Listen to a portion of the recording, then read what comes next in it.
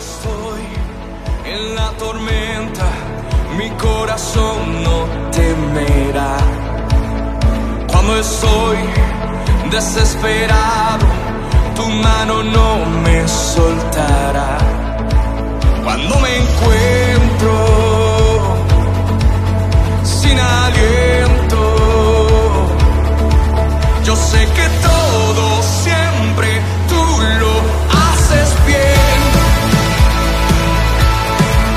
Yo sé que todo siempre tú lo haces bien. El mar abrirás, tu mano lo hará, tu amor todo lo vencerá. Hola, muy buenos días, amada iglesia. Un gusto estar una vez más conectados por este medio, llevando el mensaje, la palabra de Dios. Bienvenidos a la iglesia más grande del mundo, porque tiene a los hombres y a las mujeres más grandes del mundo. Los invito, como siempre, en este momento, a disponer nuestro corazón.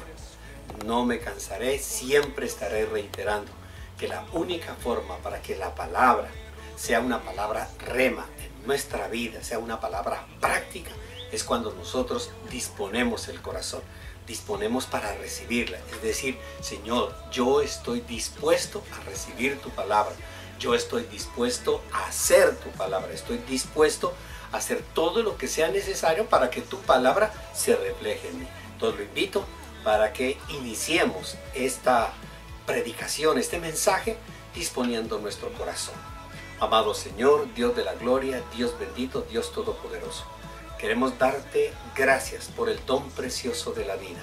Y hoy es un nuevo día, un nuevo amanecer, un nuevo comienzo a través de tu bendita palabra. Hoy, Señor, a través del mensaje que has dispuesto para tu iglesia, hoy, Señor, disponemos nuestro corazón para recibir esa palabra como una semilla fructífera, una semilla que dará fruto al 100 por uno. Por eso, amado Señor, recibe nuestro corazón, mira nuestro corazón, que está dispuesto, Señor, como un terreno barbecho a ser sembrado por tu palabra, porque sabemos que ella bendice nuestra vida, bendice nuestros hogares, bendice nuestras familias, bendice a nuestra iglesia y por encima de todo, bendice a las naciones, que aun cuando no te escuchan, por nuestra intercesión y por nuestro Señor Jesucristo, verán tu gloria y tu poder.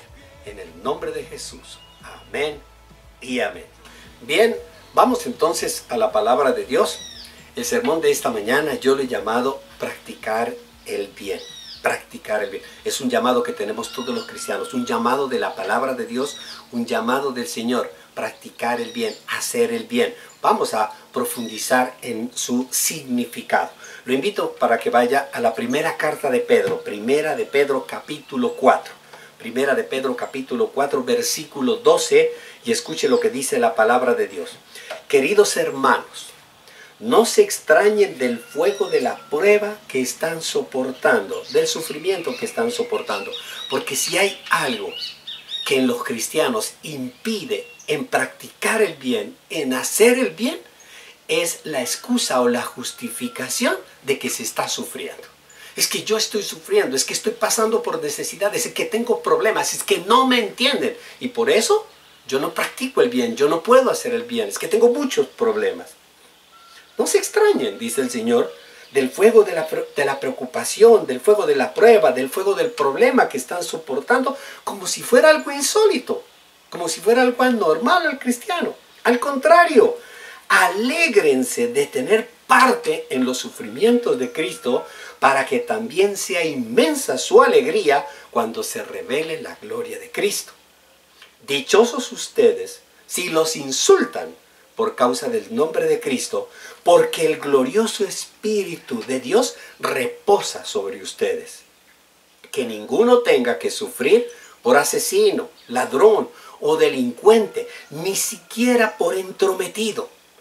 Pero si alguien sufre por ser cristiano, que no se avergüence, sino que alabe a Dios por llevar el nombre de Cristo.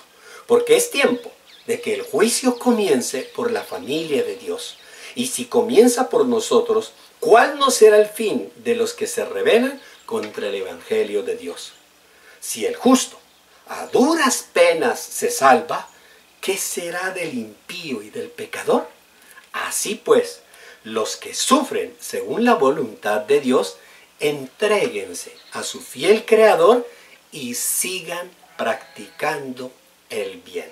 Y el que lo cree, dice amén y amén. Mire que una de las profundas preocupaciones que todos tenemos es acerca del significado de ser cristiano. ¿Qué significa ser cristiano? Un verdadero cristiano es un seguidor de Cristo, definitivamente. Si queremos definir al cristiano, es un seguidor de Cristo. Pero al mismo tiempo la palabra de Dios nos dice que además de seguir a Cristo, debe ser un hacedor del bien, debe practicar del bien. Por eso en esta palabra, Pedro nos muestra que por hacer el bien se sufre. Nos muestra que el cristiano padece de sufrimientos por hacer el bien. Y nos muestra, además de eso, nos muestra los motivos por los cuales se sufre. Mire que entre los versículos 12 y 16 que acabamos de leer, nos indica que el sufrimiento proviene de nuestra relación con las demás personas, de nuestra relación con nuestro entorno. ¿Por qué? Porque cuando tú manifiestas que eres cristiano, cuando tú hablas, cuando tú expresas, no solo con palabras, sino con actitudes, que sigues, que eres un verdadero seguidor de Cristo y que quieres hacer el bien a todos los demás, en ese momento te atacan, te juzgan, te insultan, te condenan. ¿Por qué? Porque eres cristiano y porque quieres hacer el bien. Porque hacer el bien es mostrar el camino equivocado. Hacer el bien es instruir en que se debe corregir los principios, los valores que Dios nos ha dado con respecto a los principios y los valores que la gente está viviendo en el mundo, como nos lo decía el Señor el miércoles pasado. El primer llamado que nos hace la palabra de Dios es que no debemos nosotros perder el gozo, perder la alegría en medio de ese sufrimiento, en medio de esos ataques, en medio de esos asuntos, de esa condena. No, dice la palabra de Dios que por el contrario, nosotros no debemos verlo como algo insólito. ¿Cómo así? Yo quiero ayudarlos, yo quiero hacerles bien y la gente no lo recibe. Nos dice, no, recíbelo como algo normal. Algo normal. Mire, iglesia, lo primero que nosotros vamos a sentir como cristianos, cuando usted acepta a Cristo y comienza a seguirlo a Él, comienza a practicar el bien, tanto en su vida, en su hogar, en su familia, como con respecto a los demás, lo primero que tú vas a sentir es rechazo por parte de los más cercanos. Rechazo. Te van a rechazar la familia, te va a rechazar tus compañeros de trabajo, te va a rechazar tus compañeros de universidad, te va a rechazar todas las personas con las cuales tú antes de recibir a Cristo vivías con ellos, ellos te van a rechazar. Y lo segundo que se va a sentir es que te van a seguir rechazando y juzgando por siempre. Porque uno cree que ese rechazo va a ser solo por un tiempo. No, no.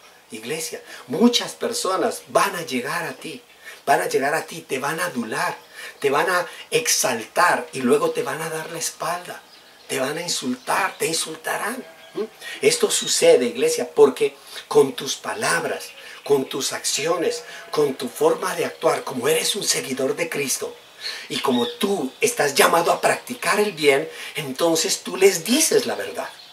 Tú cuando hablas con las personas dices la verdad. Tú cuando actúas eres testimonio y dices la verdad. Y esa verdad les duele en el alma. ¿Por qué? Porque sus corazones no han sido transformados. Entonces ese dolor que ellos reciben lo reaccionan con rechazo. Reaccionan con rechazo. Cuando tú le hablas a alguien con amor, brindándole el bien, haciéndole ver las cosas, la gente no te lo va a recibir con agradecimiento. Claro, te abrazan, te está la cosa, pero te rechazan.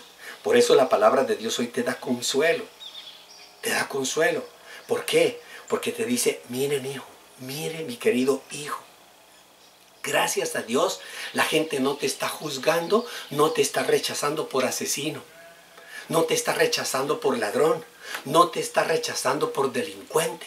Ni siquiera por entrometido, dice la palabra de Dios. La gente te está rechazando porque eres cristiano. La gente te rechaza porque predicas el bien. La gente te rechaza porque los amas. La gente te rechaza, te insulta porque tú les dices la verdad. Te están juzgando por ser cristiano. No aceptan.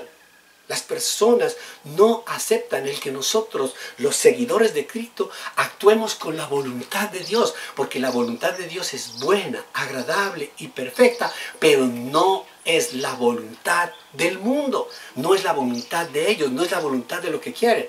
Cuando a uno le piden consejo, pastor esto, cuando le cuentan algo y uno empieza a decirles las cosas, cuando uno empieza a decirles definitivamente, hay personas que tienen una terquedad impresionante en su actitud, en su forma de ser, tienen a Cristo en su corazón, pero siguen con la misma terquedad, siguen con el sufrimiento, siguen con la angustia, siguen con la ira, siguen con la rabia, siguen con las dudas, todo, y uno trata de mostrarles, de hacerles ver que Cristo vive en nosotros y aún en medio de los sufrimientos debemos tener gozo, debemos tener alegría, que esa es la voluntad de Dios. La gente no te acepta eso, porque la gente está buscando otras cosas totalmente diferentes. Y cuando yo me refiero a la gente, no únicamente me refiero a los impíos, a los paganos, que se refiere aquí a la palabra de Dios, sino también a la misma familia de Dios. La misma familia de Dios, como usted lo va a apreciar en el transcurso de esta palabra. Pero además del rechazo, también el sufrimiento puede ser causa de una disciplina de parte del Señor. Puede ser parte de una disciplina del Señor. Y eso es algo que nosotros usualmente no lo aceptamos, no lo vemos. ¿Por qué? Porque mire que ahora en el versículo 17, en la segunda parte de todo este contexto, del versículo 17 al versículo 19, nos muestra este tipo de sufrimiento. Un sufrimiento no porque te rechacen, no porque te insulten, no porque no acepten la predicación del bien. No. Es todo lo contrario, es una disciplina, es algo que Dios usa para nosotros para disciplinarnos. Es un juicio de Dios inicialmente a los de su casa. Escuche lo que dice la palabra de Dios en el versículo 17, se lo vuelvo a leer. Porque es tiempo de que el juicio comience por la familia de Dios, que la corrección comience por la familia de Dios. Y si comienza por nosotros, ¿cuál no será el fin de los demás? Imagínese usted, si a nosotros Dios nos disciplina, que somos sus hijos, si Dios a nosotros nos permite, nos deja que pasemos por sufrimientos, que pasemos por el fuego de la prueba, ¿qué nos será de los demás? Pero esta es una estrategia divina. La estrategia divina siempre ha sido disciplinar a los suyos, disciplinarlos a los suyos. Y muchas veces esa disciplina nosotros la hemos recibido por medio de los paganos, porque Dios ha usado al mundo para disciplinar a sus hijos. Es increíble. Si usted lo ve a lo largo de la historia de Dios, al pueblo de Israel, entre más terco, con mayor terquedad, ¿Dios qué usaba? Dios usaba a sus profetas, Dios usaba a sus santos, Dios usaba a sus líderes, Dios usaba a sus siervos, pero también Dios usaba a las ciudades paganas, a los pueblos paganos, a las naciones paganas, a los reyes paganos. ¿Los usaba para qué? Para disciplinarnos, para disciplinar al pueblo de Israel. Y lo mismo hace con nosotros. Muchas veces utiliza a ese mundo pagano, a ese mundo impío, a esas personas que están más cerca a nosotros, que no están más cerca a nosotros, pero que no reconocen a Cristo, y utiliza a esas personas para que en medio del rechazo, en medio del problema, en medio de la crítica, en medio del juzgamiento, o aun cuando ellos tienen a Cristo en su corazón y nos rechazan y todo esto, pero Dios está usando todo eso ¿para qué? Para que nosotros tengamos un mayor ejercicio de aceptación, de practicar el bien en medio del sufrimiento. Por supuesto que cuando nosotros vemos que las personas que están más cerca, las personas de la familia de Dios, de nuestra familia, tanto carnal como espiritual, nos rechazan, nos atacan, nos juzgan, pues esto causa un dolor intenso en el corazón. Es un dolor intenso. Y Dios permite esos ataques para disciplinarnos a ellos y a nosotros. Eso lo podemos ver en el Salmo 55. Yo lo invito para que vaya al Salmo 55. Salmo 55 en el versículo 12. Mire, este es un salmo, inicialmente lo pongo en contexto. Es el salmo de David. David escribe este salmo en un momento donde está siendo perseguido, donde está siendo juzgado. David había tenido un entorno de amigos, de compañeros, de familia que estaban juntos, y en el caminar comenzaron a apartarse de él. Siendo amigos, siendo fieles escuderos, se apartaron de él, lo rechazaron y comenzaron a juzgarlo, comenzaron a condenarlo, comenzaron a atacarlo. Y escuche entonces lo que nos dice David en medio de ese gran dolor, ese dolor intenso. En el versículo 12, Salmo 55, versículo 12. Si un enemigo me insultara, yo lo podría soportar. Si alguien me insultara del mundo, yo lo podría aceptar. Al fin y al cabo, ¿cuántas veces a nosotros nos han insultado, nos han gritado las personas del mundo y nos dicen algo, nos gritan algo en la calle o algo? Pues, al fin y al cabo, son del mundo. Si un adversario, una persona contraria, me humillara, de él podría yo esconder. De él me podría esconder, dice David. Yo me escondo y punto. Si es un adversario, yo me escondo. Pero, versículo 13, lo has hecho tú. Tú me has insultado. Un hombre como yo, un cercano a mí, mi compañero, mi mejor amigo.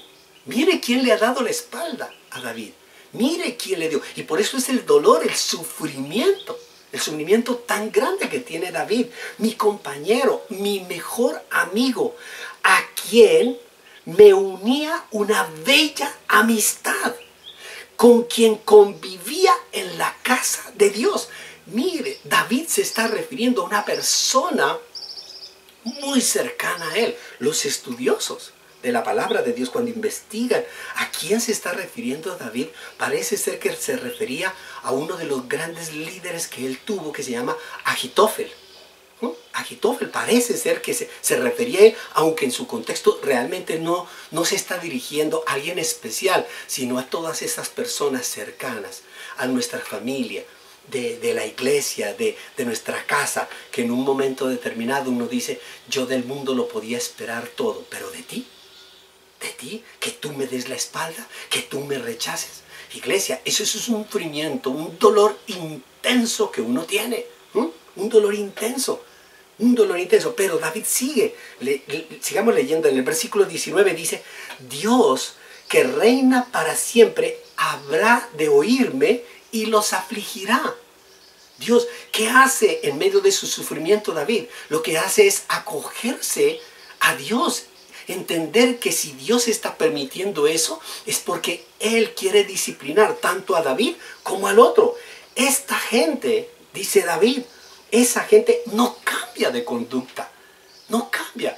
Parece ser entonces que David ya les ha dado muchas oportunidades, los ha amado y muchas veces le han dado la espalda, los ha protegido, les ha hecho el bien y muchas veces le han dado la espalda.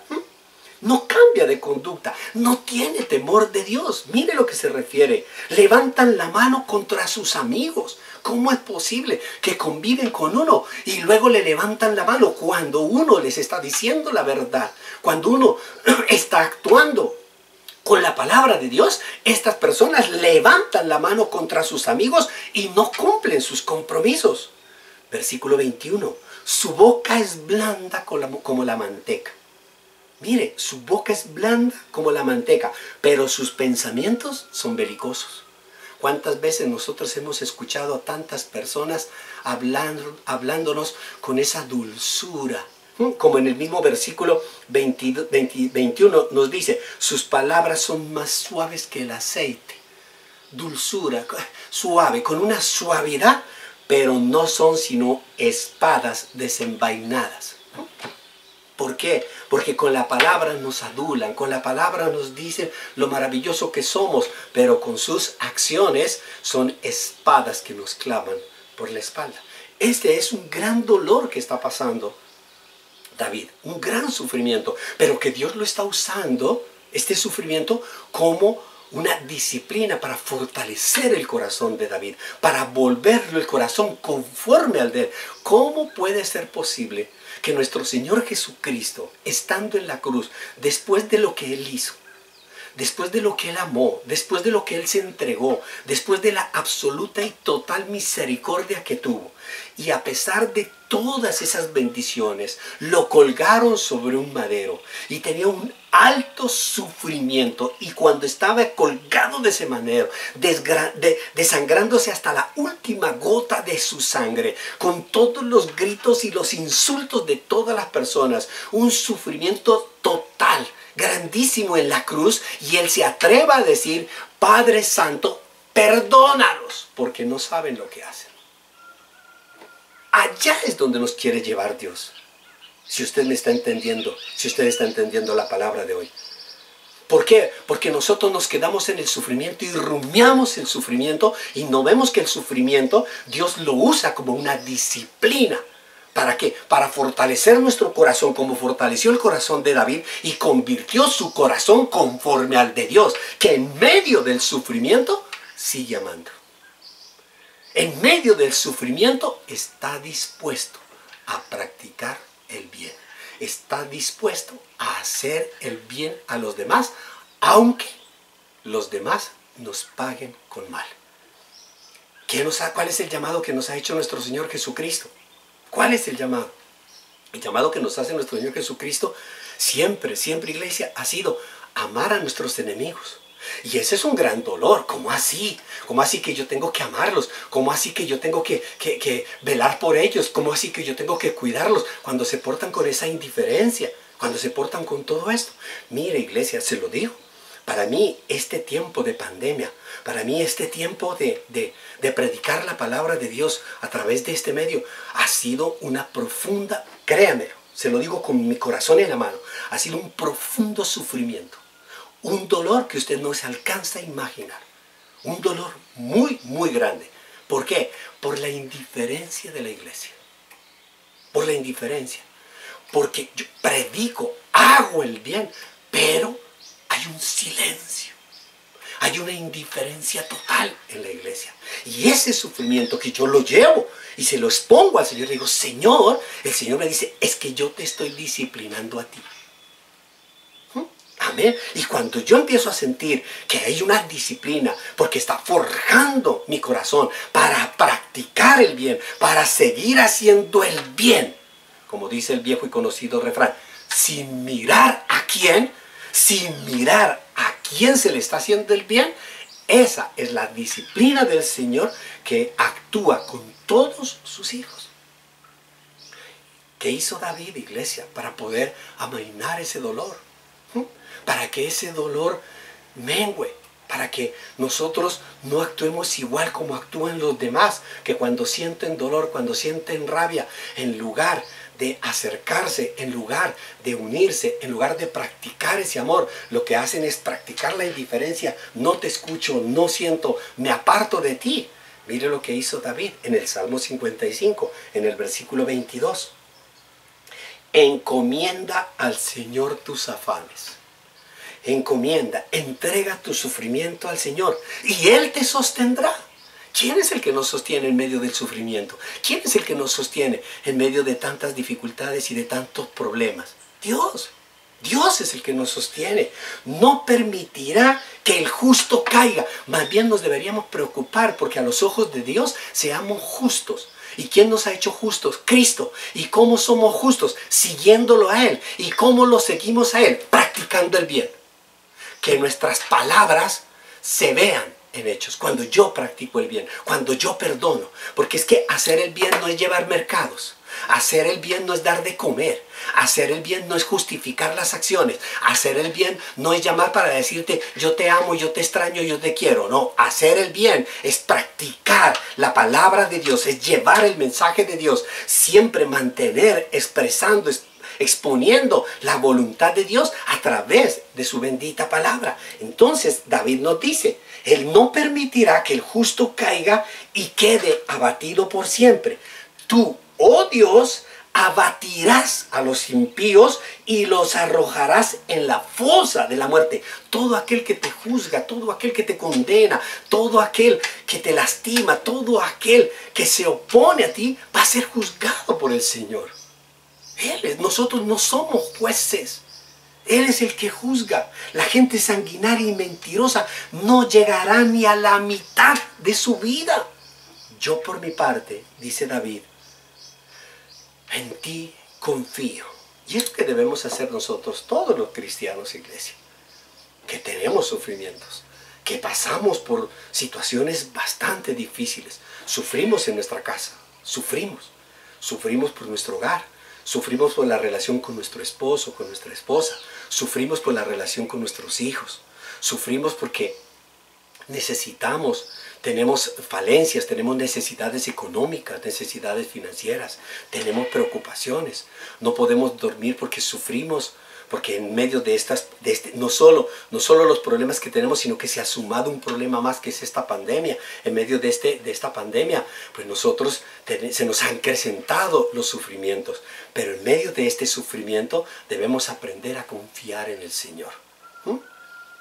Y Él nos revela que este sufrimiento Él lo está usando como una disciplina que nos impone, que parece ser que es severa.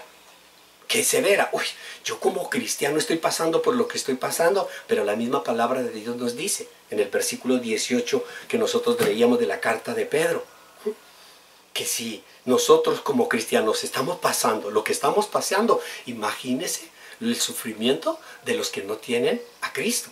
Si los creyentes, dice en el versículo 18 de Pedro, si los creyentes a duras penas se salvan, oigan, a duras penas, eso significa, hablando del sistema escolar de las calificaciones, de 1 a 5, con 3 se gana la materia. Los cristianos somos cristianos de 3, a duras penas, haciendo cursos remediales, rehabilitando, habilitando y recontrahabilitando las materias. A duras penas se salvan. Imagínense los paganos, dice el versículo 18. ¿Esto qué significa, iglesia? Esto significa que habrán múltiples disciplinas para los cristianos, múltiples disciplinas, y esa disciplina, pues por supuesto que nos hace sufrir, pero que nosotros debemos afrontarla. ¿Para qué? Para llegar a la purificación que el Señor desea, para llegar a la purificación que el Señor nos exige, nos exige. Y para ello, ¿qué tenemos que hacer? Entender el mensaje implícito que está en el versículo 19 de la primera carta de Pedro. En el versículo 19, muy corto, pero que tiene una riqueza. Hay un mensaje implícito ahí muy grande. Se lo leo.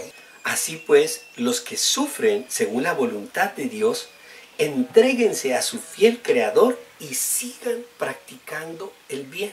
Mire que uno de los grandes problemas que nosotros como cristianos tenemos es que pasamos sufrimientos, estamos viviendo pruebas difíciles, sufrimientos, actos difíciles de vivir. Y sin embargo el Señor nos dice, a pesar de tu sufrimiento, tú tienes que seguir practicando el bien, haciendo el bien. Aquí en este versículo hay un mensaje profundo, hay un mensaje grande, hay un mensaje poderoso compuesto por 4 partes.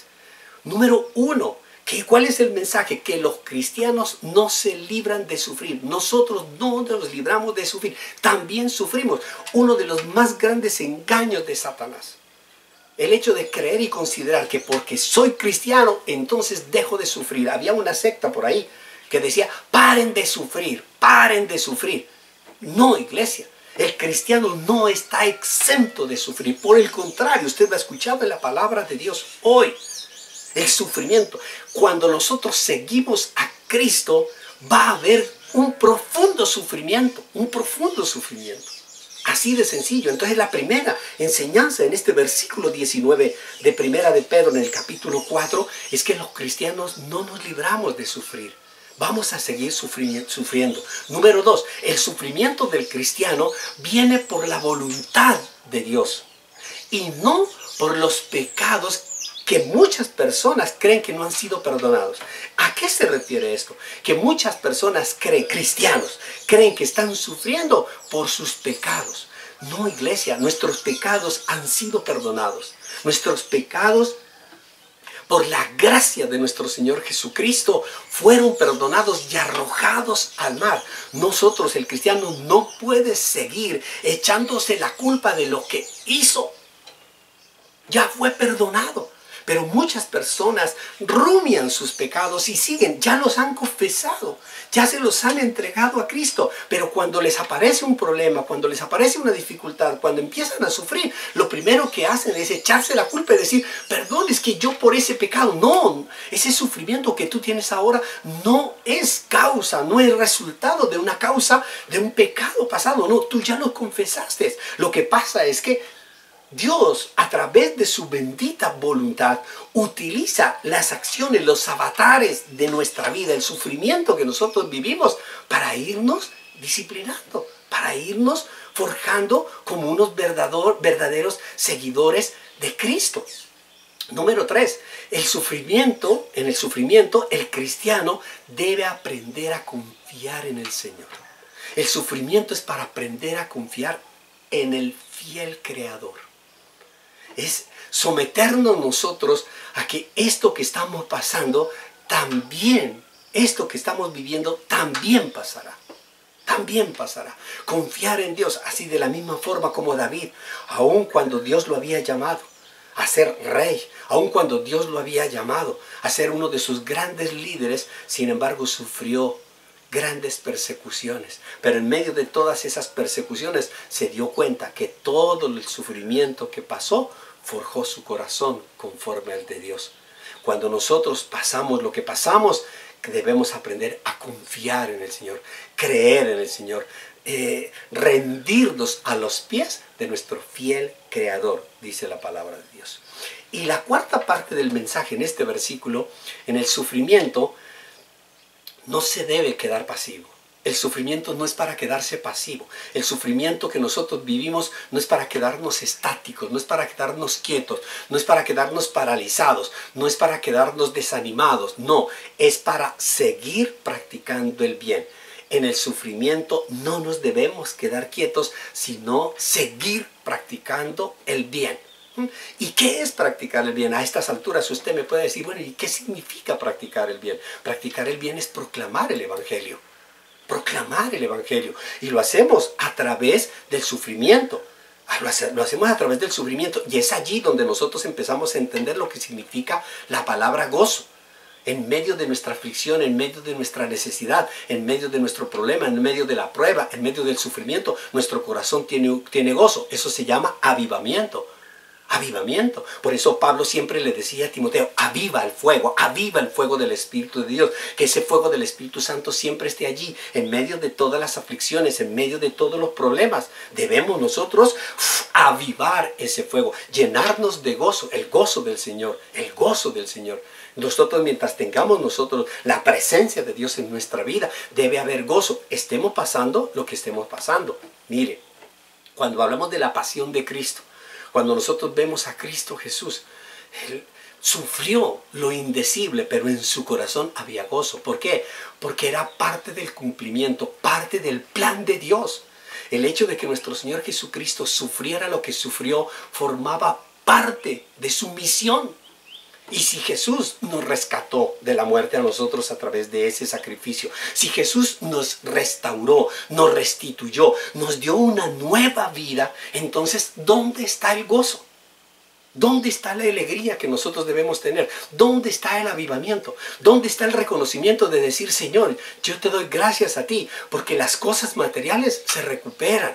Las cosas del mundo las podemos llegar a tener, podemos volver a trabajar, pero el gozo, la salvación, se pierde y se perdió y eso no la volvemos a recuperar. Por eso el mismo nuestro Señor Jesucristo nos envió el Consolador y nos dijo, Él los va a guiar y Él les va a ayudar a ver lo invisible. Él les va a ayudar a avivar el fuego en medio del dolor, en medio del sufrimiento. Por eso, iglesia, nosotros necesitamos un despertar en nuestras vidas. Necesitamos un avivamiento en nuestra familia, en nuestro hogar. Necesitamos un avivamiento en nuestra iglesia.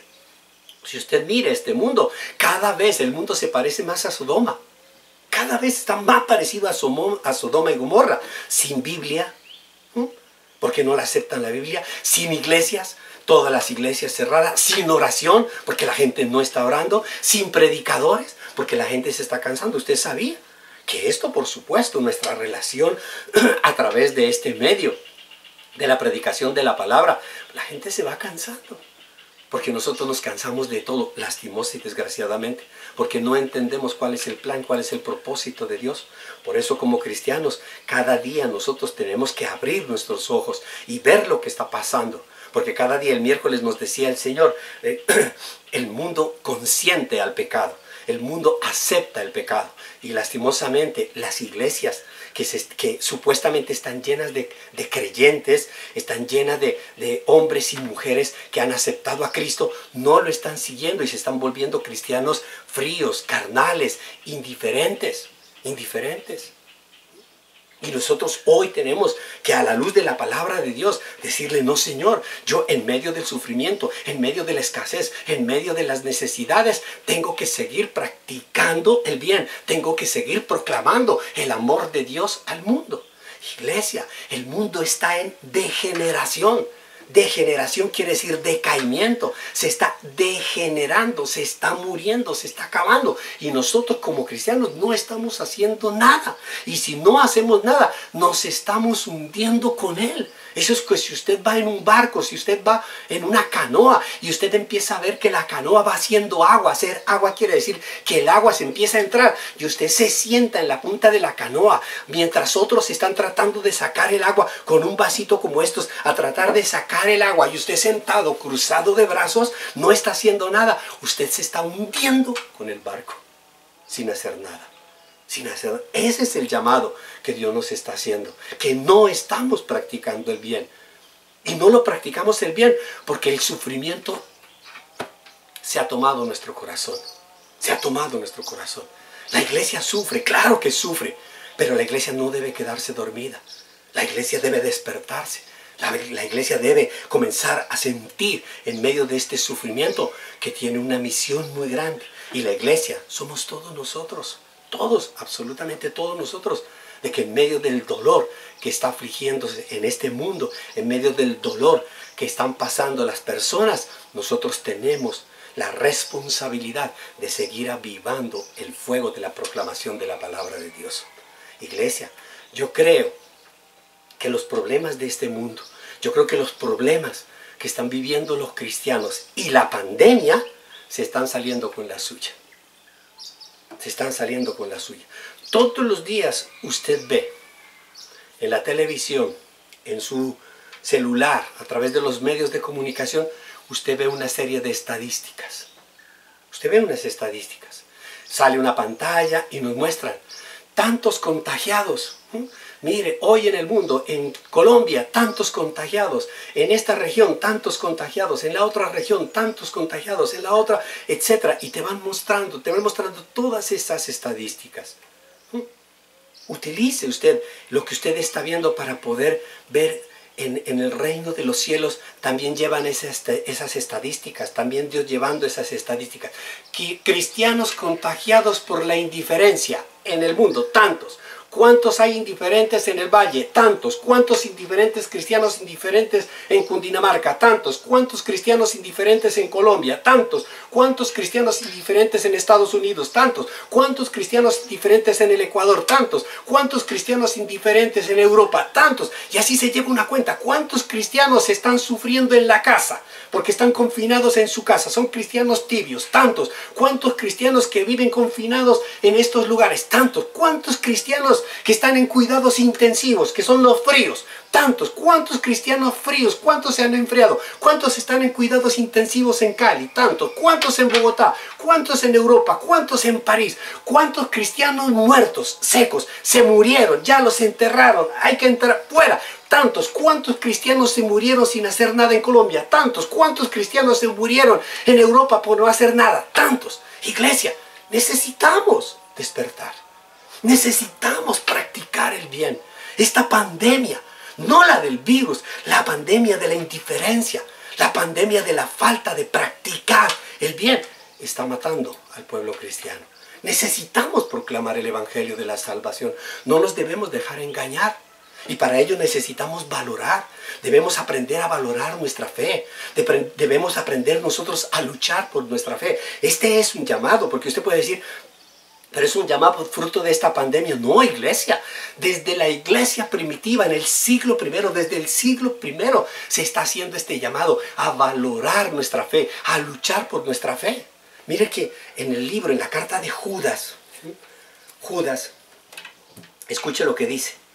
Judas, no es Judas Iscariote, Judas el apóstol, Judas, siervo del Señor Jesucristo, hermano de Jacobo. Escuche lo que dice en la carta de Judas en el capítulo, solo tiene un capítulo, en el capítulo 1, en el versículo 3. En el versículo 3, escuche. Queridos hermanos, he deseado intensamente escribirles acerca de la salvación. Queridos hermanos, preocupémonos por la salvación.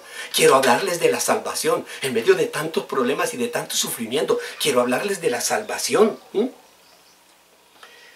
La salvación que tenemos en común, y ahora siento la necesidad de hacerlo para rogarles, siglo primero, Judas, apóstol del Señor, de nuestro Señor Jesucristo, apóstol del Señor, para rogarles que sigan luchando vigorosamente por la fe que ha sido encomendada una vez por todas a los santos. Sigan luchando. Mire que desde el siglo primero sigan luchando. Sigan luchando. ¿Por qué? Porque es que el sufrimiento te amaina, el sufrimiento te aplaca, el sufrimiento te desanima. El problema es que se han infiltrado entre ustedes ciertos individuos que desde hace mucho tiempo han estado señalados para condenación, iglesia.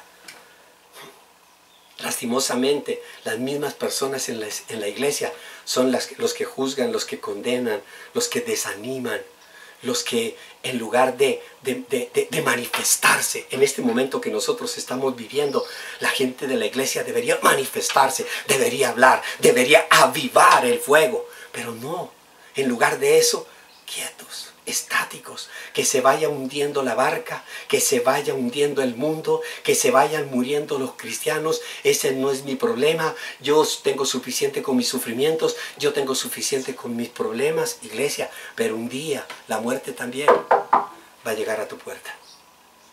Y nosotros no nos hemos preocupado de tanta gente que está muriendo espiritualmente. Y por eso necesitamos de la unción del Espíritu Santo. Se necesita la unción del Espíritu Santo. Necesitamos de esa unción. ¿Para qué? Para que nos haga valorar el Evangelio de la paz. Para que nos haga valorar el Evangelio de la misericordia. Para que nos haga valorar el Evangelio de la salvación. Iglesia, es hora de que nosotros practiquemos el bien valorando ese Evangelio. Es hora de despertar, porque el mundo está practicando el mal. Cada vez nosotros vemos que el mundo cada vez tiene mayores prácticas y prácticas y prácticas hacia el mal. Y la indiferencia es el virus que está matando a la iglesia. La indiferencia es el virus. La pandemia, el virus, el coronavirus está matando cuerpos, pero la indiferencia está matando espíritus.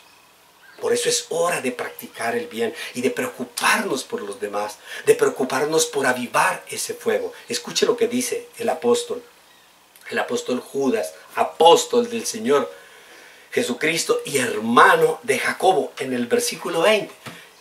Mire ese llamado que le hace a la iglesia del siglo primero.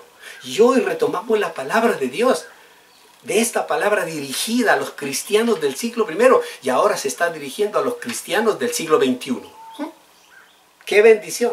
Ustedes, en cambio, les dice, queridos hermanos, manténganse en el amor de Dios, manténganse en el amor, edificándose sobre la base de su santísima fe y orando en el Espíritu Santo, mientras esperan que nuestro Señor Jesucristo, en su misericordia, les conceda vida eterna. Tengan compasión de los que dudan, de los que no creen. A otros, sálvenlos arrebatándolos del fuego. El diablo está arrebatando a nuestros seres queridos. Yo no sé si tú te des cuenta, pero tus hijos, tus hijas están siendo robadas por el enemigo, por Satanás.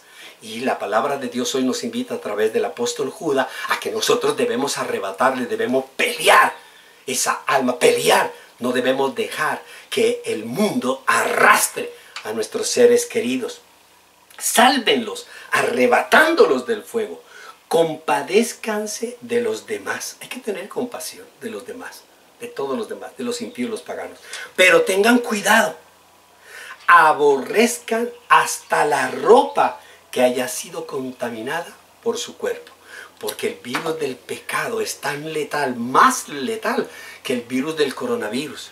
Y de la misma forma como cuando nosotros salimos a la calle y tenemos contacto con las demás personas, y cuando llegamos a la casa, lo primero que hacemos es quitarnos el tapabocas, quitarnos toda la ropa, meterla ya en una bolsa, en una lavadora, cambiarnos, ducharnos, lavarnos y entrar a nuestra casa para estar con los nuestros. ¿Por qué? Porque no vamos a permitir que ese virus del coronavirus llegue, y tenemos que tener cuidado porque en nuestra ropa, en nuestra vestimenta puede estar ese virus. Lleve usted esa misma reflexión a la parte espiritual. Debemos nosotros siempre lavarnos en Cristo Jesús, limpiarnos en Cristo Jesús, para que todo virus del mundo que puede llegar a contaminar nuestro espíritu sea limpiado.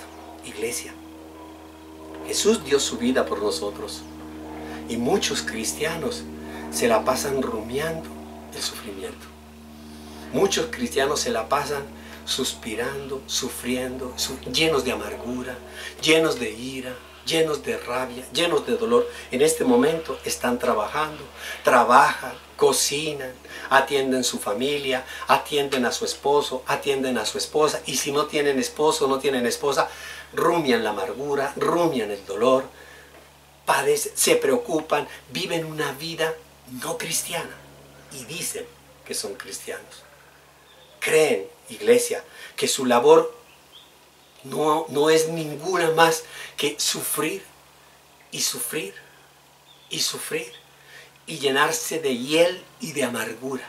Y creen, lo peor, que la salvación a otros, porque no aceptan el llamado de practicar el bien, de hacer el bien, de llevar el mensaje de la palabra de Dios a otros, no. Y creen que la salvación a otros les va a llegar por cualquier otro medio. Dios se encargará allá, y no sé, Dios se encargará de mis hijos allá. No, Dios algún día les va a hablar. No, Dios les hablará. A mí no me molesten. Yo no quiero saber nada. Yo no quiero saber Biblias. Yo no quiero saber de iglesias. Yo no quiero saber de Cristo. Yo no quiero saber. Iglesia, hay muchos cristianos que están viviendo esa situación. Y nos olvidamos, iglesia, de lo que nos dice la palabra de Dios en el libro de los Hechos. En el capítulo 4, versículo 4 nos dice: pero muchos de los que oyeron el mensaje creyeron. Muchos de los que oyen creen. No dice la palabra de Dios que todos los que oyen creen. No. Muchos de los que oyen creen. Y por lo tanto, nuestra labor al practicar el bien es hacer que otros escuchen. Porque el creer, como la fe, viene por el escuchar. Y practicar el bien es escuchar la palabra y hacer que otros la escuchen. Así nosotros seguimos a Cristo en medio de nuestros sufrimientos, en medio de nuestros problemas. Yo sé que el mundo está plagado de hipocresía, de superficialidad. No dejemos que eso ocurra en la iglesia de Cristo, en la iglesia, en todas las congregaciones donde la palabra de Dios se predica. Por eso es necesario practicar el bien. No nos quedemos lamentando nuestros sufrimientos, no nos quedemos lamentando nuestra condición, no nos quedemos lamentando y rumiando con amargura el dolor que podemos estar viviendo. Por el contrario, despertemos, practiquemos el bien, proclamemos. Y recuerde usted que cuando nosotros nos ocupamos de los asuntos de Dios, Él se ocupa, se encarga de los nuestros. Y el que lo cree, dice amén y amén. Vamos a orar. Amado Señor, Dios bendito, Dios todopoderoso, te queremos dar gracias, Señor, por tu bendita palabra.